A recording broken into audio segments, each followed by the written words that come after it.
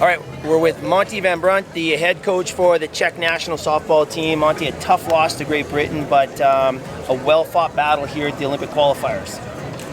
Yeah, it's tough, right? It's the best. Every day it's the best, pretty much. Yeah. We've seen the girls play at a very high level. You've been with the team for a year and a half. Some of the girls had mentioned that your background and your attitude has really changed the way they play the game, which I thought was interesting. So in your approach in international ball, is that something you see quite often?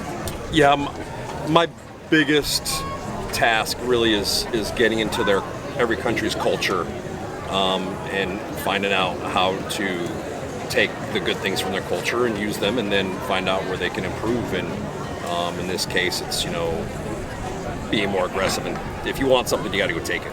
Yeah, and that's one of the things that the players had said, the aggressive nature of it. So they said, classically the Czech approach is fairly passive. Is that something that happens quickly, or has it taken time? You've been with them a year and a half. For some players it's quick, and some players it's slower, right? Everyone's different. Some people are open to change, and some are going to fight change. You're going to find that in any team you coach. Yeah. But yeah, it's you got to have hunger, you got to have fire in your belly. Yeah. We know the U.S. drives this entire sport. The U.S., Japan are the strong countries. When you travel internationally, how far behind are the international countries from the U.S. time-wise? I mean, can they catch up?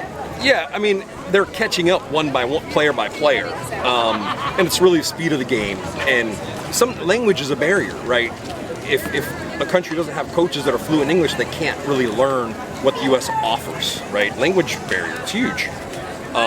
We have a great coach in Vojta in the Czech Republic that he's fluent in English and he's a student of the game, and he knows what he's missing, so he seeks out what he's missing and plug it in. Yeah, we know the U.S. is big into sports science. Is that something you're seeing now infiltrate other areas in the world? Yeah, every country has sports science, and the Czechs have sports science. I mean, they produce great hockey players. Absolutely. Right? Some great tennis players. Yeah. And so we have a strength coach that comes from Jaromir Jagr's hockey club. We have a top sports psychologist that has worked with Olympic athletes in the past. So we have vision. I brought vision training to the Czechs, and so we found the optometrist in the Czech Republic works with hockey players to bring that in, right? And so it's all science, and the Czechs have it. You just got to find it. And if coaches don't know about it, they just don't know about it. Yeah, I love it because when it happens at the national level, there's a trickle-down effect to the developmental levels. Where do you think the Czech is in terms of that big wheel turning over?